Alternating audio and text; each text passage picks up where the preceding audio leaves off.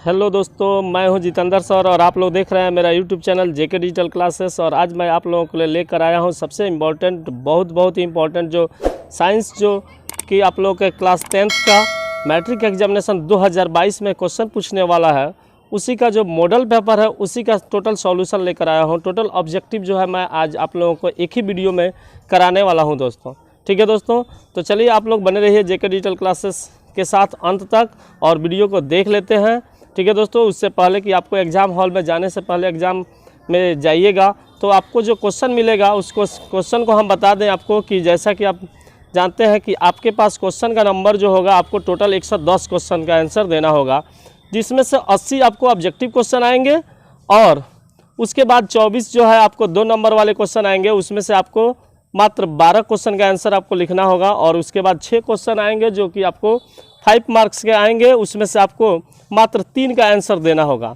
ठीक है, यानी कि 80 जो ऑब्जेक्टिव आपको आएंगे तो उसमें से आपको 40 क्वेश्चन का आंसर आपको OMR शीट पर आपको रंग कर देना होगा। ठीक है दोस्तों, तो अच्छा से क्लियर से याद करके जाइए। मैं चाहता हूं कि आप लोग इस एग्ज़ाम में गर्दा मचा दीजिए और इसलिए मैं आप लोगों के लिए लेकर आ गया हूं।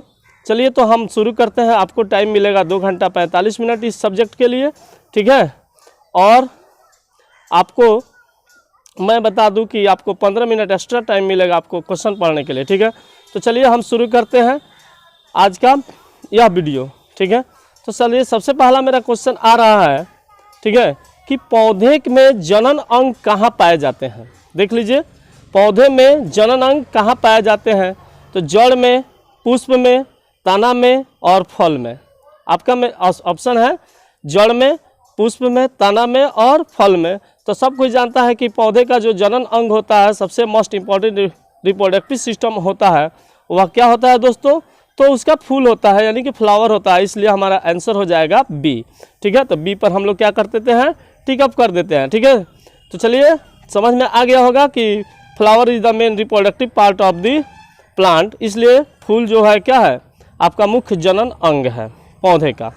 आगे बढ़ते हैं और देखते हैं क्वेश्चन नंबर 2। क्वेश्चन नंबर 2 है दोस्तों, प्रकाश संश्लेषण की क्रिया होती है।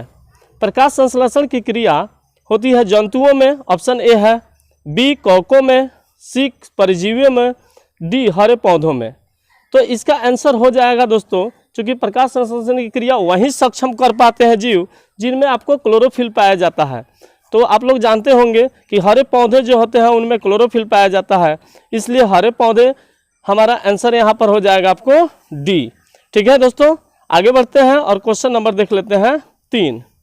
क्वेश्चन नंबर 3 है, प्रकाश संश्लेषण क्रिया में ऑक्सीजन किससे बाहर निकलता है। ठीक है, जल से, ग्लूकोज से, CO2 से, डिक्टियोसोम में। तो सबसे पहला बात है कि प्रकाश संश्लेषण क्रिया में जल ऑक्सीजन आता कहाँ से, तो H2O में ऑक्सीजन पाया जाता है। ठीक है, तो यहाँ मेरा आंसर हो जाएगा H2O यानी कि जल से। ठीक है, आगे बढ़ते हैं और देखते हैं क्वेश्चन नंबर 4। क्वेश्चन नंबर 4 को देख लेते हैं। क्वेश्चन नंबर 4 है दोस्तों, जठर ग्रंथियाँ कहाँ पाई जाती है। तो जठर ग्रंथियाँ दोस्तों आपको मैं बता दूं कि एक लीवर होता है बॉडी में, जो सबसे बड़ा ग्रंथि होता है हमारे बॉडी का, यही लीवर, यानी कि जिसको हम लोग हिंदी में क्या बोलते हैं, यकृत बोलते हैं। ठीक है, इसी यकृत में जठर ग्रंथियाँ पाई जाती है। तो मेरा आंसर हो जाएगा इसका ए। ठीक है, चलिए आगे बढ़िए और देख लेते हैं क्वेश्चन नंबर 5। ग्लाइकोलिसिस की प्रक्रिया संपन्न होती है स्टोमाटा में, केंद्रक में, माइटोकॉन्ड्रिया में, कोशिका द्रव में। तो इसका भी आंसर हो जाएगा दोस्तों आपको ए, स्टोमाटा में संपन्न होता है। ठीक है, उसके बाद हो जाएगा क्वेश्चन नंबर देख लेते हैं लोग 6। इथाइल अल्कोहल किस प्रकार के श्वसन से बनता है। तो इथाइल अल्कोहल जो दोस्तों आपको बता दें, ग्लूकोज जो है पूर्ण रूप से टूटता है तो कार्बन डाइऑक्साइड और ऊर्जा बनता है आपको वायवीय श्वसन में, और अवायवीय श्वसन में इथाइल अल्कोहल या मेथनॉल जो है आपको बनता है। ठीक है, तो यहाँ पर हमारा लैक्टिक एसिड भी उसमें बनता है। तो यहाँ पर हमारा आंसर क्या हो जाएगा, अवायवीय श्वसन हो जाएगा, यानी कि बी नंबर। ठीक है, उसके बाद हम लोग आगे बढ़ते हैं और क्वेश्चन नंबर देख लेते हैं 7। सबसे छोटी अंतःस्रावी ग्रंथि कौन सी है। क्वेश्चन नंबर 7 में पूछा है सबसे छोटी अंतःस्रावी ग्रंथि कौन सी है। तो ये आप लोग जानते हैं कि सबसे छोटी अंतःस्रावी ग्रंथि है। जब मैं पढ़ाया था, इसका वीडियो मैंने आप लोगों के लिए अपलोड कर चुका हूँ, उसको अगर नहीं पढ़े होंगे तो देख लीजिएगा, ठीक है। और तो इसका आंसर जो सबसे छोटी ग्रंथि होती है हमारे बॉडी में, वह होता है पीयूष ग्रंथि, ठीक है, जिसे हम लोग मास्टर ग्रंथि भी के नाम से जानते हैं। इसलिए उसी का दूसरा नाम पिट्यूटरी ग्रंथि है। तो यहाँ पर हमारे ऑप्शन में पिट्यूटरी बी में दिया हुआ है, इसलिए आंसर हो जाएगा बी, ठीक है दोस्तों, समझ में आ गया होगा। आगे बढ़ते हैं और देख लेते हैं क्वेश्चन नंबर 8। क्वेश्चन नंबर 8 है, पौधे के वायु भागों से जल के ह्रास की क्रिया कहलाती है, ठीक है। तो जल जो बचा हुआ शेष जल होता है प्रकाश संश्लेषण की क्रिया के दौरान, उसी को जब पत्ते बाहर निकाल देते हैं, ठीक है, हम लोग सुबह सुबह जाते हैं तो किसी पेड़ पर देखेंगे तो छोटा छोटा वाटर का ड्रॉपलेट दिखाई देगा, यानी कि जल की बूंदे दिखाई देगी। उसी को क्या बोलते हैं? उसी को बोलते हैं वाष्पोत्सर्जन। उस क्रिया को बोलते हैं वाष्पोत्सर्जन। इसलिए हमारा यहाँ पर आंसर हो जाएगा आपको बी, ठीक है, समझ में आ गया होगा। आगे बढ़ते हैं और क्वेश्चन नंबर देख लेते हैं 9। क्वेश्चन नंबर 9 है, घेघा रोग पनपता है दोस्तों। तो सब कोई जानता है कि घेघा रोग मैंने पढ़ाया था, तो उसमें भी बताया था कि घेघा रोग जो है आपको आयोडीन की कमी से होती है। इसलिए यहाँ पर बिना देखे हुए आपको आयोडीन जिसमें दिखे, आयोडीन की कमी, उसी से घेघा रोग होता है। इसलिए हमारा आंसर हो जाएगा यहाँ पर सी, ठीक है। तो फिर आपको समझ में आ गया होगा घेघा रोग किसके कमी से होता है, तो आयोडीन की कमी से होता है। उसके बाद आगे बढ़ते हैं और क्वेश्चन नंबर देख लेते हैं 10। रक्त में हल्के पीले रंग के चिपचिपे द्रव को क्या कहते हैं? रक्त में हल्के पीले रंग के चिपचिपे द्रव को क्या कहते हैं दोस्तों? तो रक्त में हल्के पीले रंग के चिपचिपे द्रव को आपको दोस्तों बता दूं प्लाज्मा कहते हैं। इसलिए आंसर हो जाएगा ए, ठीक है, समझ में आ गया होगा। और आगे बढ़ते हैं, देख लेते हैं क्वेश्चन नंबर 11। रक्तचाप मापने के उपकरण को क्या कहते हैं? तो जो आप लोग डॉक्टर के पास जाते हैं, आपका ब्लड प्रेशर चेक होता है, वहीं इसका रक्तचाप मापने का उपकरण होता है, यंत्र होता है दोस्तों, और उसको कहते हैं स्फिग्मोमैनोमीटर कहते हैं। यानी कि हमारा आंसर हो जाएगा डी, ठीक है। आगे बढ़ते हैं और इसके बाद हमारा आ रहा है 12 नंबर क्वेश्चन। 12 नंबर है, वाष्पोत्सर्जन की क्रिया पाई जाती है। जस्ट अभी थोड़ा कुछ ही पहले क्वेश्चन में आया था कि पौधों में जो जल ह्रास करने की क्रिया क्या कहलाती है, तो उसमें मैंने जस्ट बताया था कि वाष्पोत्सर्जन कहते हैं। तो वाष्पोत्सर्जन की क्रिया कहाँ होती है? तो पौधों में होती है, ठीक है। तो इसलिए हम लोग आंसर में टिकअप लगा देंगे बी नंबर, पौधों में, ठीक है। आगे होगा समझ में। आगे बढ़ते हैं और देख लेते हैं क्वेश्चन नंबर 13। क्वेश्चन नंबर 13 है दोस्तों, निम्नलिखित में किसमें खुला परिसंचरण तंत्र पाया जाता है? तो ऊंट में बंद होता है, घोड़ा में भी बंद होता है, मानव में भी बंद होता है। तो एक हमारा ऑप्शन बच गया है सी, जिसमें आपको तिलचट्टा लिखा हुआ है। तिलचट्टा में क्या होता है कि खुला परिसंचरण तंत्र पाया जाता है। तो इसलिए मेरा आंसर हो जाएगा सी, तिलचट्टा, ठीक है दोस्तों, समझ में आ गया होगा। आगे बढ़ते हैं और देख लेते हैं क्वेश्चन नंबर 14। रक्त क्या है दोस्तों? तो जैसे कि मैंने वीडियो में आपको पढ़ाया था कि रक्त जो है क्या है, एक संवहनीय तरल उत्तक है, ठीक है। तो यहाँ पर उसमें नाम में ही उत्तक जुड़ा हुआ है, इसलिए रक्त क्या होगा आपको? उत्तक होगा। इसलिए आंसर इसका हो जाएगा बी या ब, जिसका दिया हुआ है आपको उत्तक। तो हम लोग उस पर टिकअप कर देंगे, ठीक है। आगे बढ़ते हैं और क्वेश्चन नंबर देख लेते हैं 15, ठीक है। 15 देख लेते हैं लोग। चलिए दोस्तों, तो मैं बता दूं आपको कि 15 नंबर क्वेश्चन क्या है। 15 नंबर क्वेश्चन में कह रहा है कि मूत्र का पीला रंग किस वर्णक के कारण होता है? तो मैं बता दूं आपको कि मूत्र का पीला रंग जो है दोस्तों यूरोक्रोम नामक प्रोटीन के कारण होता है। इसलिए हमारा आंसर हो जाएगा आपको सी, यानी कि 100, ठीक है। आगे बढ़ते हैं और देख लेते हैं क्वेश्चन नंबर 16, ठीक है। क्वेश्चन नंबर 16 है दोस्तों कि निम्नलिखित में कौन एक उभयलिंगी जंतु है? उभयलिंगी जंतु का मतलब होता है दोस्तों कि जिसमें मेल और फीमेल एक ही जीव में पाया जाता हो, ठीक है। बाइसेक्सुअल जिसको बोलते हैं, इंग्लिश में बोलते हैं बाइसेक्सुअल। तो यहाँ पर हमारा आंसर हो जाएगा डी, यानी कि केचुआ। केचुआ जो है आपको क्या है? उभयलिंगी जंतु है, ठीक है। आगे बढ़ते हैं और देख लेते हैं क्वेश्चन नंबर 17। यूरिया रक्त में कहाँ से प्रवेश करता है? ठीक है, तो यूरिया रक्त में कहाँ से प्रवेश करता है? तो ऑप्शन नंबर ए दिया है आपको वृक्क से, ऑप्शन नंबर बी दिया है फेफड़ा से, ऑप्शन सी है आपको यकृत से, और डी है इनमें से कोई नहीं। ठीक है दोस्तों। तो यहाँ पर यूरिया जो है ब्रिक में, यूरिया रक्त में कहाँ से आता है, तो कहाँ से आता है आपको बता दें कि आपको यह ब्रिक से आता है, ठीक है। तो आंसर हो जाएगा आपको ए नंबर, ठीक है। आगे बढ़ते हैं और क्वेश्चन नंबर देख लेते हैं 18 जैव आवर्धन प्रदर्शित करने वाला रसायन है दोस्तों। तो CFC कोई उस तरह का रसायन नहीं है। ATP यानी कि यह एक प्रकार का एनर्जी है जो पौधों में एनर्जी संचित रहता है। और बी नंबर जो है DDT, यही आपको जैव आवर्धन प्रदर्शित करने वाला रसायन है, इसलिए आंसर हो जाएगा आपको बी, ठीक है। आगे बढ़ते हैं और देख लेते हैं क्वेश्चन नंबर 19 निम्नलिखित में कौन एक प्राथमिक उपभोक्ता है। तो दोस्तों बता दूं कि प्राथमिक उपभोक्ता उसे कहते हैं जो हरे पेड़ पौधे यानी कि उत्पादक को खाने वाले होते हैं।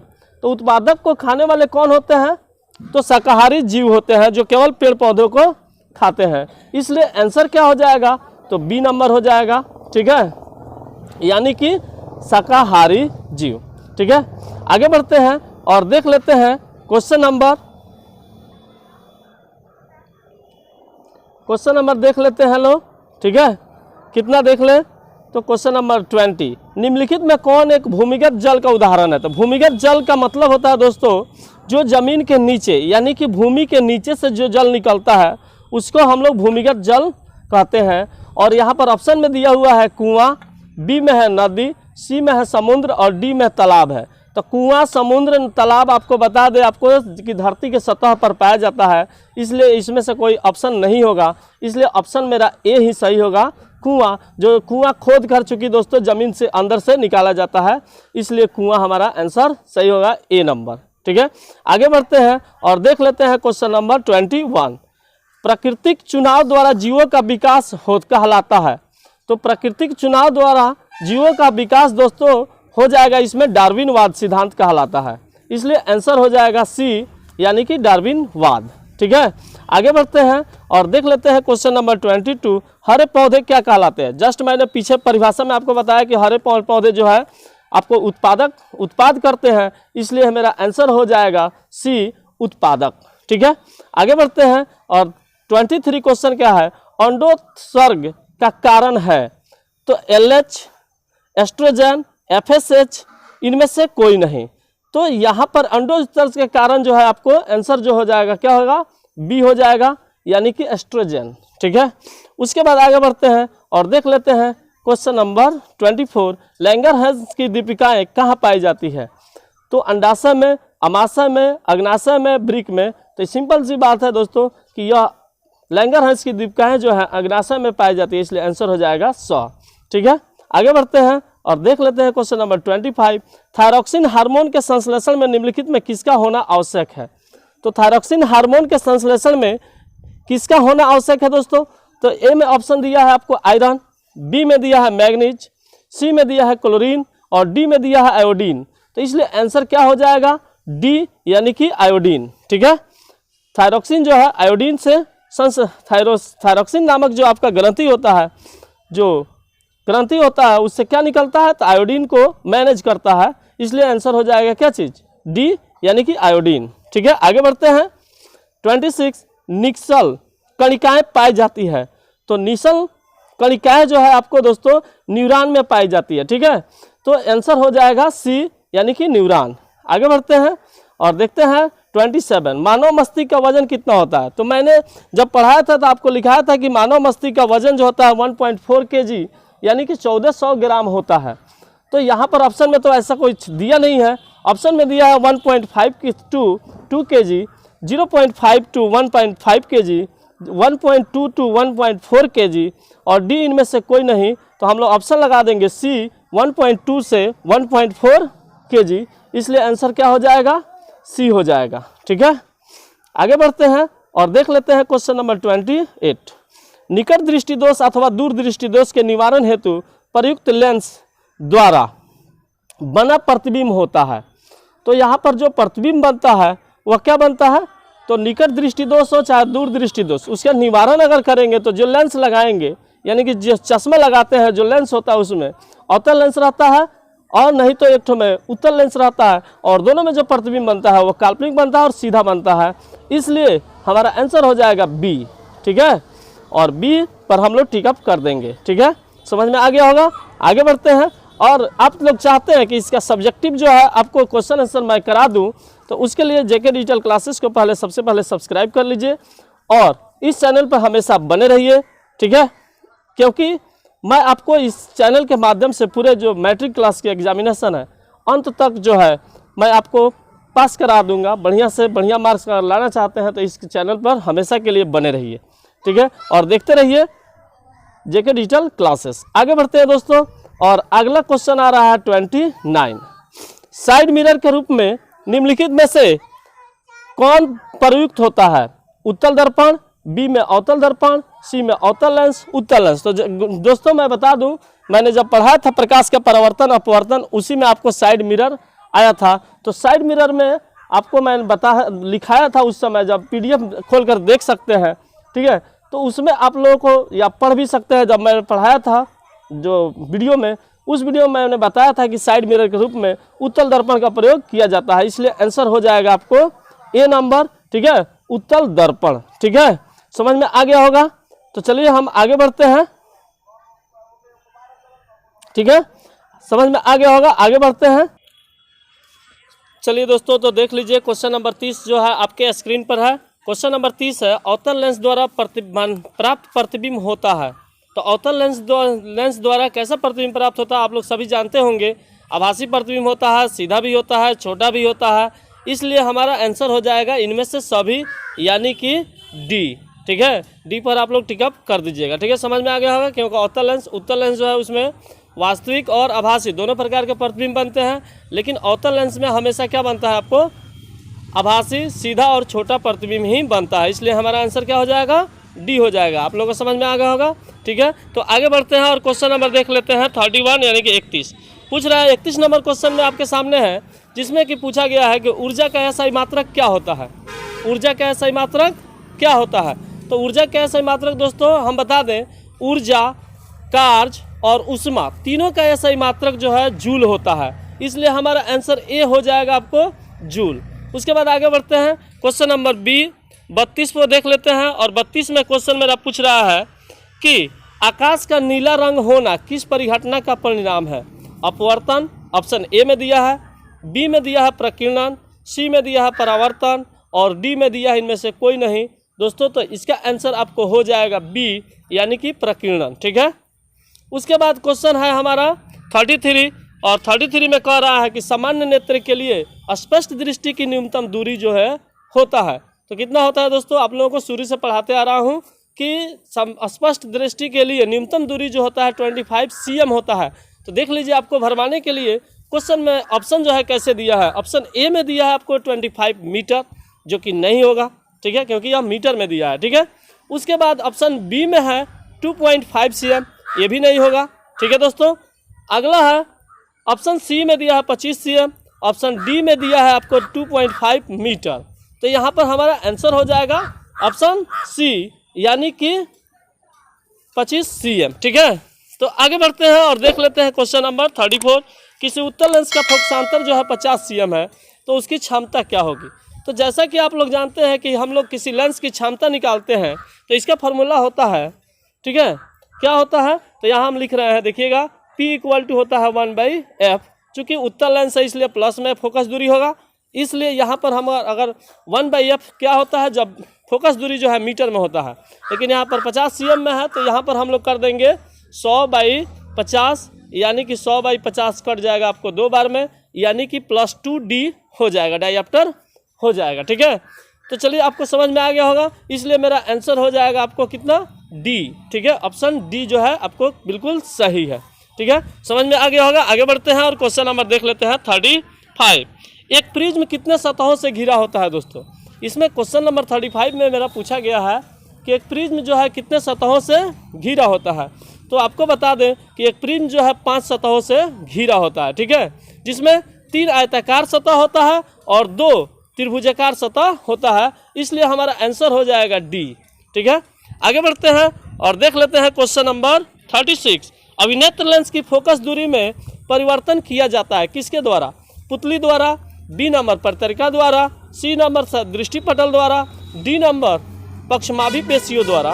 तो इसका आंसर हमारा हो जाएगा दोस्तों, देख लीजिए यहाँ पर हम लोगों को पक्षमाभी पेशियाँ जो है क्या करती है, अपना फोकस दूरी जो है लेंस में परिवर्तन कर दिया जाता है, जिससे फोकस दूरी परिवर्तित हो जाता है और हम लोग चाहे वस्तु नज़दीक हो चाहे वस्तु दूर हो उसको हम लोग आसानी से क्लियरली देख सकते हैं। इसलिए हमारा आंसर हो जाएगा डी। ठीक है, आगे बढ़ते हैं और देखते हैं क्वेश्चन नंबर 37 में क्वेश्चन कह रहा है प्रकाश के परावर्तन के कितने नियम होते हैं। मैं बार बार कह रहा हूँ कि यह बहुत ही इजी क्वेश्चन है और आप लोगों से हर देखिएगा पिछले कई वर्षों से प्रत्येक परीक्षा में आपसे यह क्वेश्चन पूछा ही जाता है, चाहे प्रकाश के परावर्तन की बात करें या प्रकाश के अपवर्तन की बात करें। तो इसका कितने नियम होते हैं, हमेशा 2। आपको टिक लगाना है कितना, प्रकाश के परावर्तन के कितने नियम होते हैं तो 2, प्रकाश के अपवर्तन के कितने नियम होते हैं तो 2 लगाना है। इसलिए आंसर मेरा हो जाएगा यहाँ पर बी यानी कि 2। ठीक है, आगे बढ़ते हैं और देख लेते हैं क्वेश्चन नंबर। चलिए दोस्तों, तो इसका आंसर आपको प्रकाश के परावर्तन के कितने नियम होते हैं, तो इसका आंसर हमारा हो जाएगा 2। ठीक है, आगे बढ़ते हैं और हम लोग देख लेते हैं क्वेश्चन नंबर 38। फोटोग्राफी कैमरा का अभिदृश्यक होता है। तो मैं बता दूं आपको कि फोटोग्राफी कोई भी कैमरा हो जिसमें कैमरा से हम लोग अपना फ़ोटो जो है खींचते हैं, ठीक है, उसका जो आपको लेंस जो उसमें लगा हुआ रहता है वह हमेशा उत्तल लेंस होता है। इसलिए आपका आंसर क्या हो जाएगा, तो ए नंबर आंसर हो जाएगा। ठीक है, आपको समझ में आ गया होगा। आगे बढ़ते हैं और देख लेते हैं क्वेश्चन नंबर 39। यदि एक किरण अवतल दर्पण पर लंबवत आपतित हो तब परावर्तन के बाद किस बिंदु से होकर गुजरेगी। तो देखिए अवतल दर्पण क्या होता है, गोलीय होता है और लंबवत अगर आता है, ठीक है, लंबवत अगर आता है तो इसका मतलब यह है कि वह उसके वक्रता केंद्र से होकर आएगा और वक्रता केंद्र से आने वाली किरण फिर लौटने के बाद वक्रता केंद्र से ही लौटकर जाती है। इसलिए आंसर हो जाएगा बी। ठीक है, आगे समझ में। और उसके बाद देख लेते हैं क्वेश्चन नंबर 40 है दोस्तों। यदि एक प्रिज्म से एक वर्णिक किरण गुजरे तो इसका नहीं होगा अपवर्तन, बल विक्षेपण, विचलन, इनमें से कोई नहीं। तो इसका आंसर आपको सीधा सी बात है, इसका बल विक्षेपण नहीं होगा, क्योंकि एक वर्णिक का मतलब होता है आपको केवल एक रंग का किरण। तो एक रंग का किरण जाएगा तो उसमें आपको बल विक्षेपण का कोई घटना दिखाई नहीं देगा, क्योंकि वह सिंगल कलर का है, एक रंग का है। ठीक है, तो इसलिए आंसर हो जाएगा मेरा यहाँ पर बी, बल विक्षेपण नहीं होगा। ठीक है, आगे बढ़ते हैं और देख लेते हैं क्वेश्चन नंबर आपको 41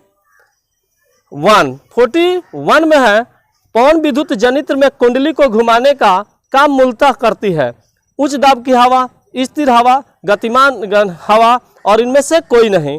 तो इसलिए यहाँ पर चूंकि पवन विद्युत जनित्र में कुंडली को घुमाने का काम जो है कौन करता है, तो हमारा गतिमान हवा करता है। यानी कि जो टरबाइन होता है, टरबाइन घूमता है तो डायनेमो से इलेक्ट्रिक करंट उत्पन्न होता है और इलेक्ट्रिक करंट उत्पन्न होता है तो जिसको हम लोग ट्रांसफार्मर द्वारा जो घर घर लोग को भेजा जाता है, सप्लाई किया जाता है, उस तरह से यह कार्य करता है।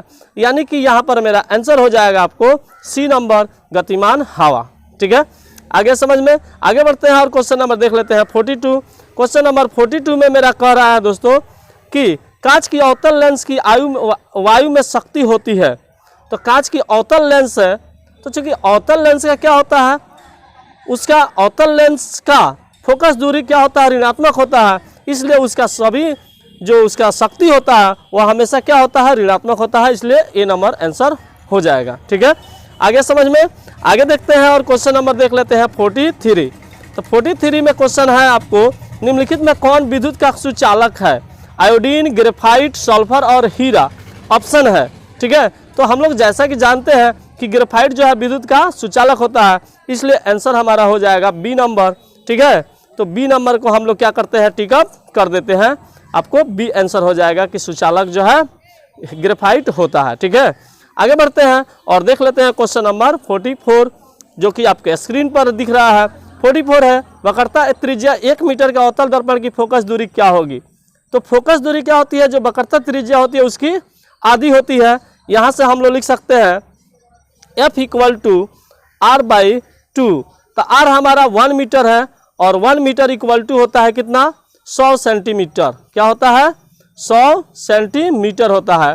तो यहाँ पर हम लिख सकते हैं 100 सेंटीमीटर और बाई 2 कर देंगे तो आ जाएगा 50 cm, जो कि आपको ऑप्शन बी में दिख रहा होगा कि ऑप्शन बी में कितना दिया हुआ है, 50 cm दिया है, तो हमारा आंसर हो जाएगा बी 50 cm। ठीक है, आगे बढ़ते हैं और देख लेते हैं क्वेश्चन नंबर 45। सघन माध्यम से विरल माध्यम में जाती हुई किरण अभिलंब से विचलित हो जाती है। ठीक है, तो सघन माध्यम से जब विरल माध्यम में किरण जाता है तो अभिलंब से दूर जाता है, और विरल माध्यम से सघन माध्यम में जाता है तो अभिलंब की ओर मुड़ जाता है।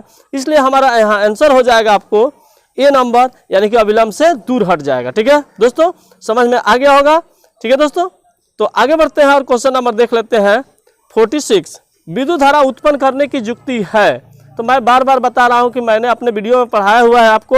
आप अगर उस वीडियो को नहीं देखे हैं तो सबसे पहले क्या एक काम कीजिए कि मेरा यूट्यूब चैनल जेके डिजिटल क्लासेस को सब्सक्राइब कर लीजिए, और उस पर आपको हर तरह का सॉल्यूशन आपको मिलता रहेगा। अगर कोई भी दिक्कत हो तो मेरा व्हाट्सअप नंबर है 6202148486, उस पर आप लोग सीधे मेरे व्हाट्सएप पर मैसेज कर सकते हैं और मैं उसका वीडियो बनाकर आपको समझा दूंगा। ठीक है दोस्तों, आप तो देख लीजिए 46 नंबर जो है, विद्युत धारा उत्पन्न करने की युक्ति जो है क्या कहलाती है, तो आपको पता होगा जनरेटर से क्या होता है, विद्युत धारा उत्पन्न किया जाता है, यानी कि आंसर हो जाएगा हमारा जनित्र ए नंबर।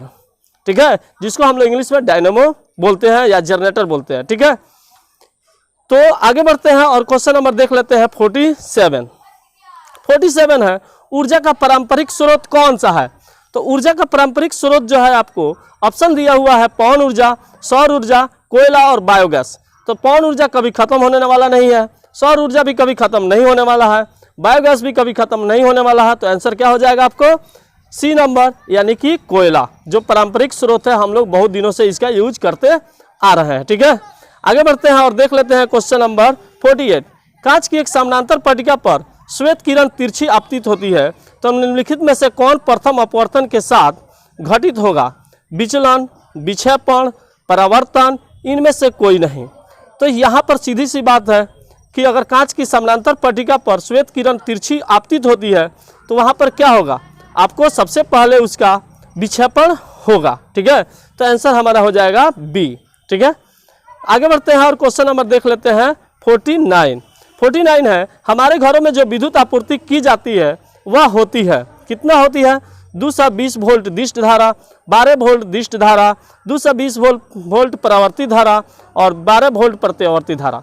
तो यहाँ पर सीधी सी बात है, जैसा कि आप जानते हैं कि हमारे घरों में जो बिजली सप्लाई की जाती है, लाइन आती है, वह 220 वोल्ट प्रत्यावर्ती धारा, जिसको हम लोग अपने भाषा में एसी कहते हैं, क्योंकि जो बैटरी से करंट निकलता है आपको बता दें वह डीसी होता है, डायरेक्ट करंट होता है, यानी कि दिष्ट धारा होता है।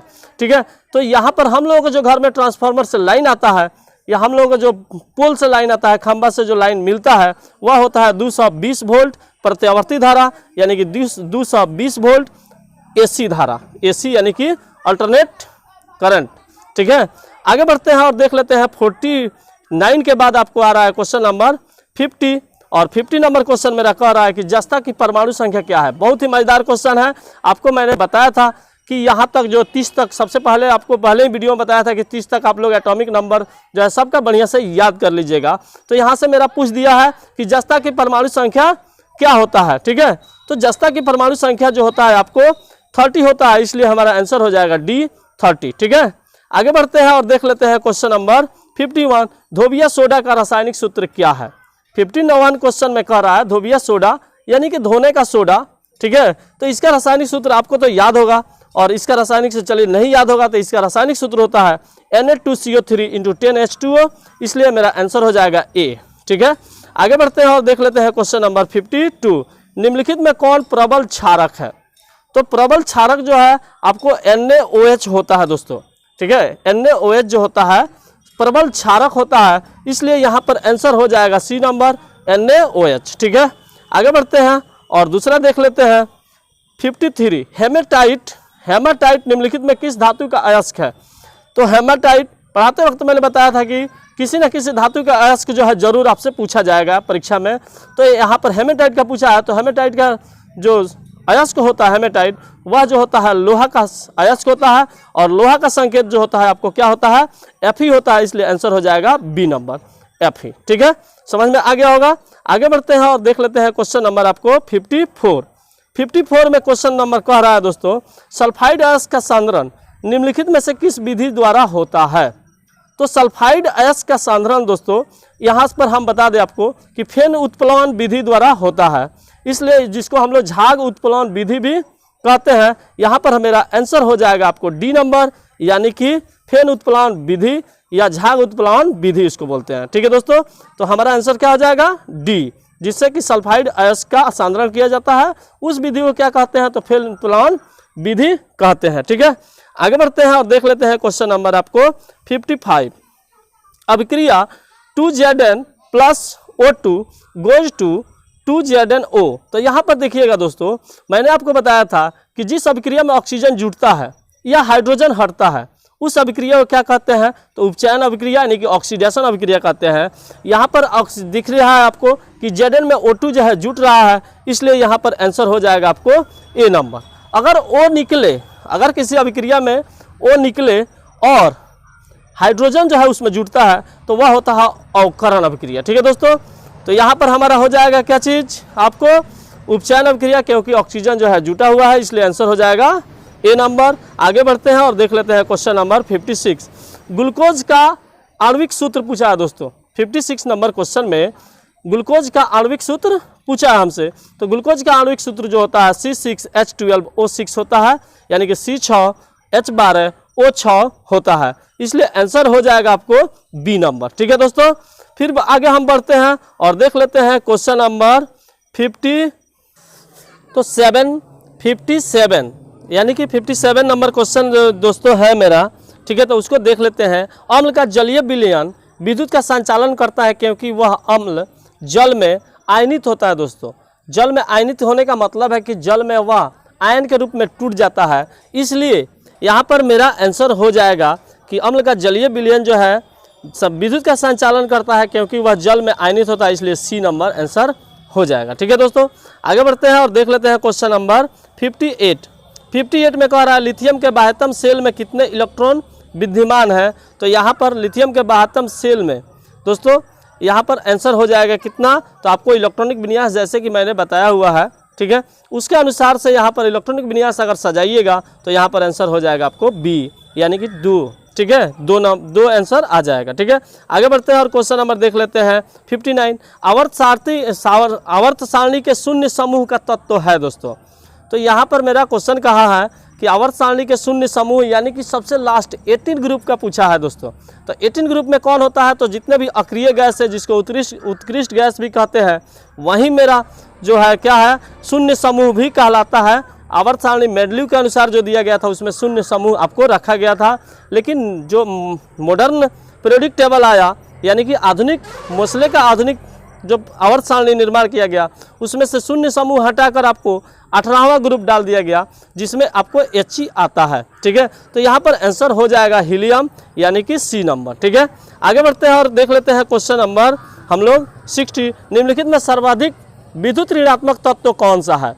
तो यहाँ पर हमारा आंसर हो जाएगा, इसमें से सबसे ज़्यादा जो दिया हुआ है ऑप्शन फ्लोरीन है, पोटेशियम है, आयोडीन है और सोडियम है। तो यहाँ पर सबसे विद्युत ऋणात्मक तत्व पूछा है, यानी कि जो इलेक्ट्रॉन का लेने वाला होता है, जो जल्दी इलेक्ट्रॉन को ले ले।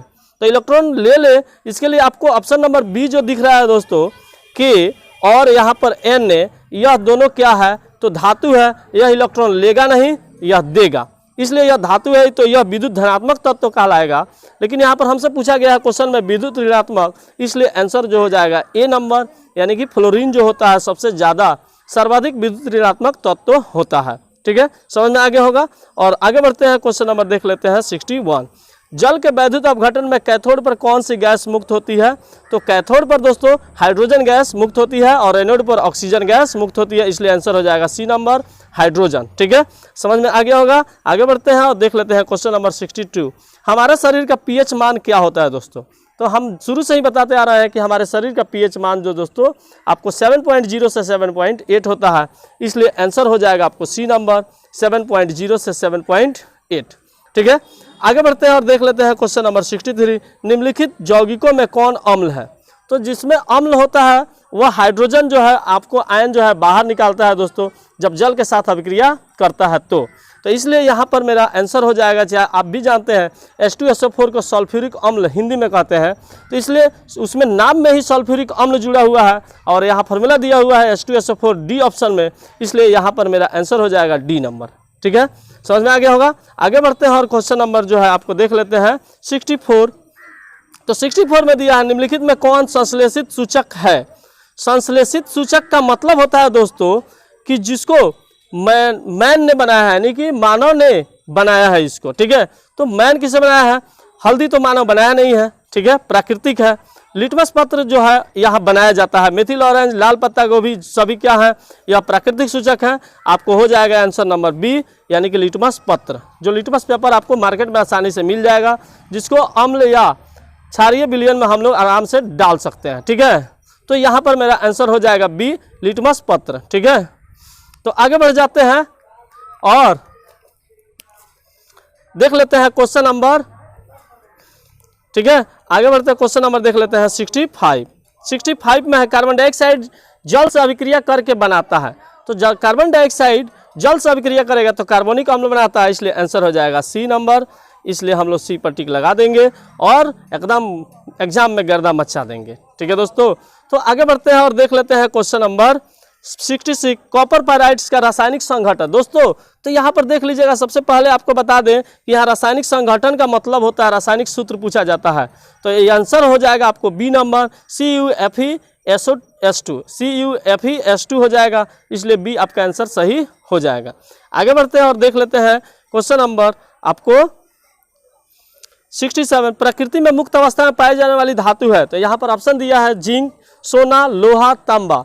तो यहाँ पर मेरा आंसर हो जाएगा, सीधी सी बात है कि बी नंबर, सोना मुक्त अवस्था में पाया जाता है, किसी से वह रिएक्शन नहीं करता है। ठीक है, तो आगे बढ़ते हैं और देख लेते हैं क्वेश्चन नंबर हम लोग 68, निम्नलिखित में कौन सी धातु सबसे अधिक अभिक्रियाशील है। तो दोस्तों इसमें सबसे ज़्यादा जो है, सबसे अधिक क्रियाशील जो धातु है यहाँ पर आपको दिख रहा है, जिसमें दिया हुआ है Ag, Cu, Au और Zn। तो इसमें सबसे ज़्यादा अभिक्रियाशील जो है आपको क्या है, तो Zn है, यानी कि जिंक है। ठीक है दोस्तों, तो आगे बढ़ते हैं और देख लेते हैं क्वेश्चन नंबर आपको 69। उससे पहले मैं बता दूं कि अगर आप इसका सब्जेक्टिव आंसर भी चाहते हैं तो मेरे जेके डिजिटल क्लासेस के साथ बने रहें, और इसमें मैं बहुत जल्द ही इसका सब्जेक्टिव क्वेश्चन भी आपको अपलोड करने वाला हूं। आपका सब्जेक्टिव क्वेश्चन आंसर बिल्कुल सही जिसको आप लोग देखकर लिख सकते हैं, और एग्जाम में लिखने के बाद आपको टीचर जो भी चेकअप करेंगे आपको फुल नंबर देंगे। ठीक है दोस्तों, तो आइए आगे बढ़ते हैं और देखते हैं अगला क्वेश्चन 69 आपके स्क्रीन पर सामने आ चुका है।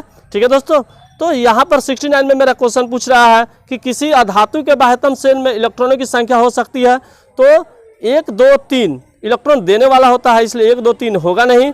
तो वहाँ पर हमारा आंसर हो जाएगा 4, 5, 6 या 7, यानी कि हमारा आंसर हो जाएगा बी, 4, 5, 6 और या 7। ठीक है, आगे बढ़ते हैं और देख लेते हैं क्वेश्चन नंबर 70। क्वेश्चन नंबर 17 है पीतल निम्नलिखित में किन की मिश्र धातु है। तो पीतल आपको शुरू से ही पता है कि Cu+Zn, यानी कि तांबा और जिंक का मिश्र धातु से बना हुआ है, इसलिए आंसर हो जाएगा ए। आगे बढ़ते हैं और देख लेते हैं क्वेश्चन नंबर आपको 71, निम्नलिखित में कौन समावायी है।